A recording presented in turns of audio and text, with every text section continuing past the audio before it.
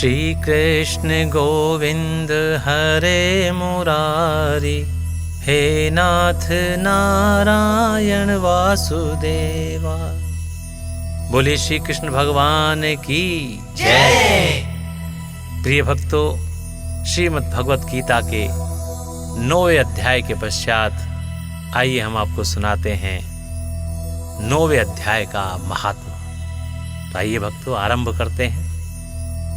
भगवान ने कहा, हे लक्ष्मी, अब आप गीता के 9वें अध्याय का महात्म्य सुनो। दक्षिण देश में मांस मदिरा खाने वाला और परस्त्रीगामी सुशर्मा नाम का एक शूद्र रहता था। वह एक दिन मदिरा पान करने के बाद रात्रि में मर गया। मरने के बाद उसे प्रेत योनि मिली और एक वृक्ष पर रहने लगा।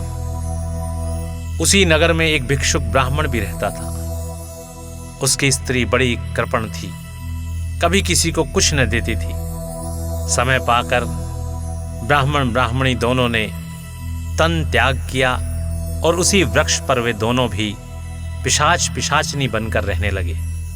एक दिन पिशाचनी ने कहा, हे पिशाच, तुझे कुछ पिछले जन्म की भी याद है?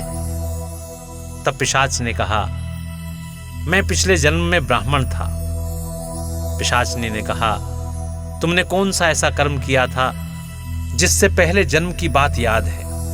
पिशाच ने कहा, मैंने कोई शुभ कर्म नहीं किया है, केवल गीता के एक श्लोक को सुना है जो श्री कृष्ण जी ने अर्जुन को सुनाया था। उसी से मुझे पिछले जन्म की बात याद है। ऐसा कह वह श्लोक अर्थ सहित पिशाचनी को सुनाने लगा।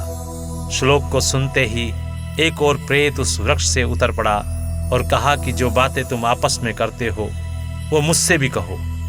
ब्राह्मण पिशाच ने वह श्लोक उस प्रेत को भी सुनाया। उससे तीनों प्रेतों की योनि छूट गई और वे विमान पर बैठकर विष्णु लोक को गए। बोले श्री कृष्ण भगवान की जय। इति श्री पद्म पुराणे उत्तराखंडे गीता महात्म्य नाम 9वां अध्याय समाप्तम।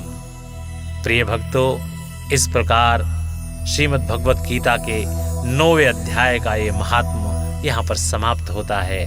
तो स्नेह के साथ बोलिए, ओम नमो भगवते वासुदेवाय नमः नमः।